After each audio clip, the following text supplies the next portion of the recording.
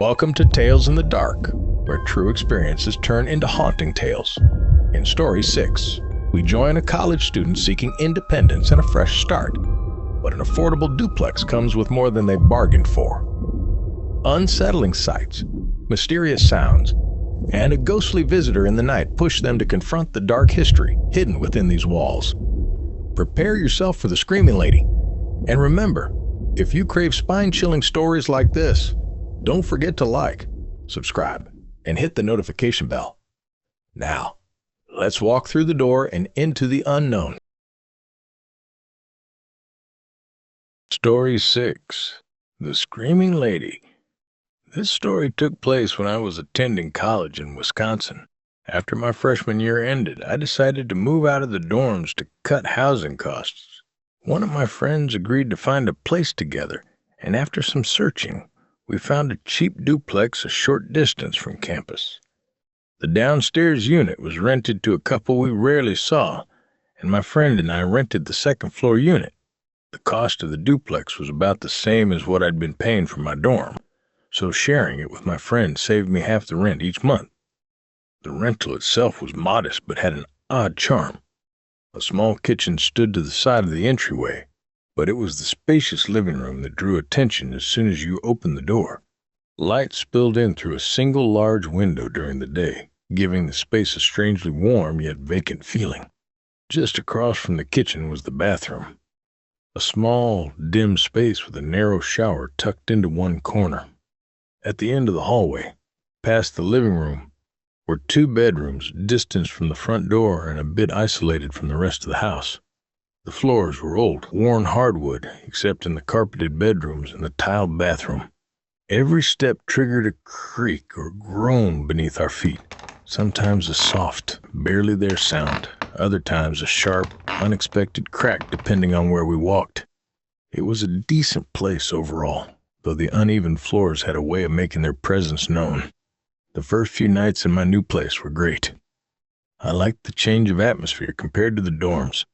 It was less chaotic without all the other college students around. The neighborhood was quiet, with only the occasional sounds of kids playing outside or a neighbor's dog barking. It almost felt like I was back home with my parents. But about a week in, I started noticing small, unsettling things that caught me off guard. Occasionally, I'd walk into the kitchen to find a dozen flies buzzing around the sink. I also started noticing the occasional maggot crawling on the kitchen floor. I wasn't sure what to make of it, and brushed it off as a strange side effect of the house's age. Maybe the flies were sneaking in through the old windows or vents, and the maggots, well, hell, they were probably from old food my friend had left on the counter. During the day, the place had great natural light from the windows, making the entire space feel lively. Depending on my class schedule, I'd come back to take small naps before heading to work. My friend also had a packed schedule with school and work, so we didn't usually cross paths during the week. Sometimes we wouldn't see each other until the weekend, when we'd catch up and hang out with our other friends. About a month in, though, the strange occurrences began to intensify. At night, I'd sometimes wake up to find my door open, even though I was certain I'd closed it before going to bed. Occasionally, I'd hear someone walking heavily across the creaky hardwood floors. Since my friend worked late shifts at a bar, I assumed it was just him moving around as he settled in for the night. Every so often, though, I noticed a faint, rotten odor lingering in the house, a smell reminiscent of dead mice in old homes. It was faint but distinct, a stale, sour scent that seemed to drift in and out. I didn't think much of it, assuming it was probably just a mouse that had died somewhere behind the walls or in the vent. Another byproduct of the house's age. My friend started dating a girl and would sometimes bring her over to hang out. They had the occasional argument, but nothing too serious or concerning. After a while, though, I noticed that their arguments sometimes happened in the middle of the night. On several occasions, I'd wake up to the sound of a woman's voice shouting and yelling from somewhere outside my closed door. Exhausted from school and work, I'd ignore it and fall back asleep. I didn't like getting involved in other people's relationships, so I never bothered to ask him why they'd argue so late. One night, however, I was startled awake by the sound of someone moving around in my room.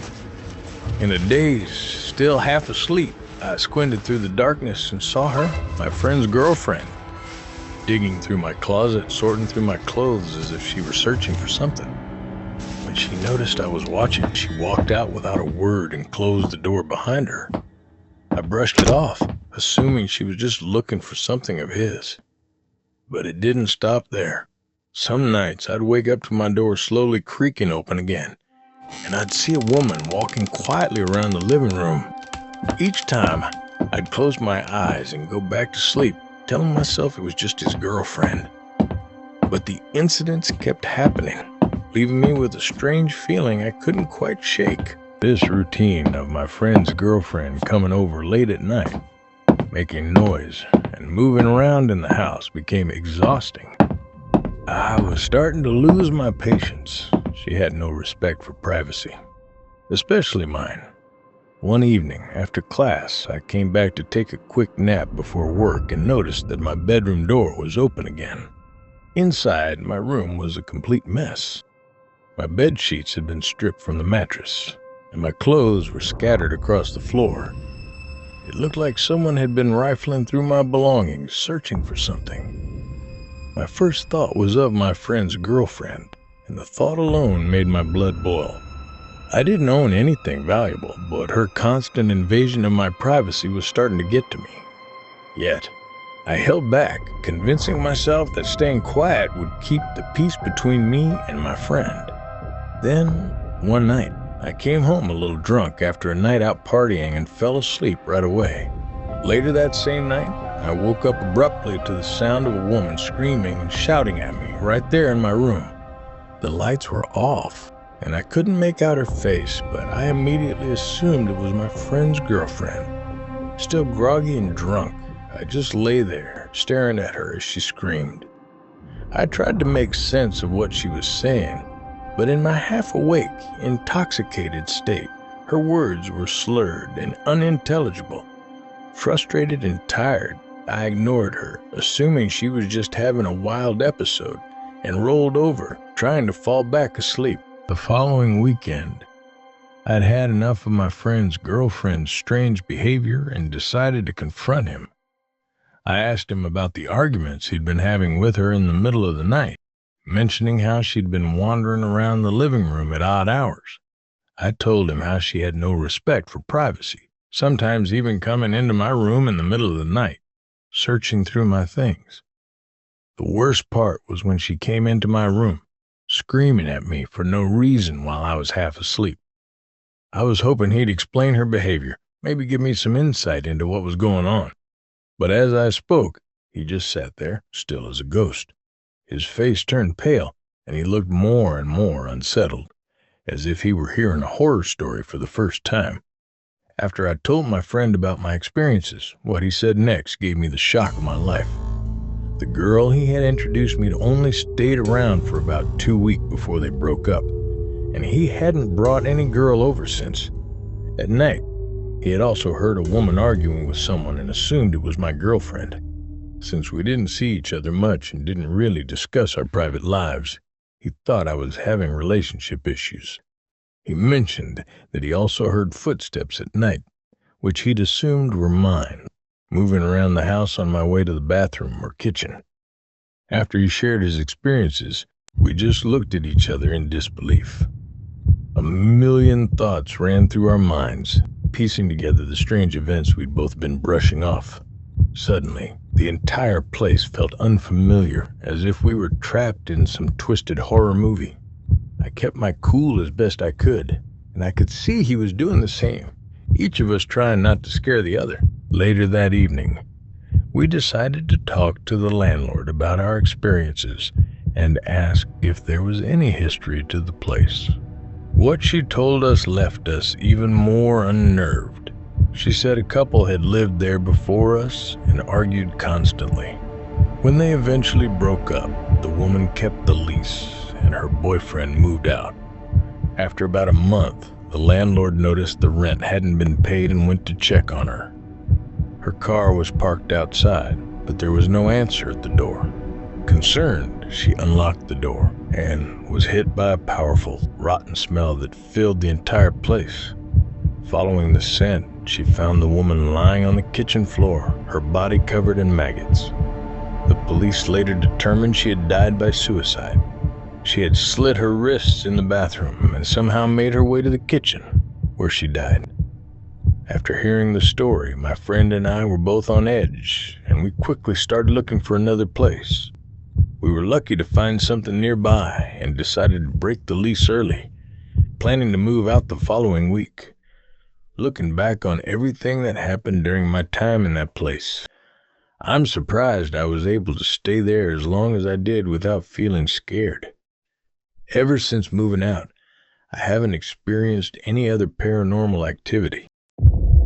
As we close the chapter on this haunting tale, we're reminded that sometimes when someone ends their own life, their presence lingers, trapped in the space where despair claimed them. Like the screaming lady, her spirit remains attached to the home, reliving her anguish, pacing the halls, arguing with unseen figures, and even rummaging through personal belongings as if she still lives there. This encounter blurred the line between the living and the dead, leaving those who experienced it haunted by a presence unable to move on. Such stories remind us that the echoes of past tragedies can still walk among us, even when we think we're alone. If you've been captivated by these spine-chilling stories and yearn for more journeys into the unknown, be sure to like, subscribe, and hit the notification bell. Here on Tales in the Dark, the shadows are always near, and the next story is just waiting to be told.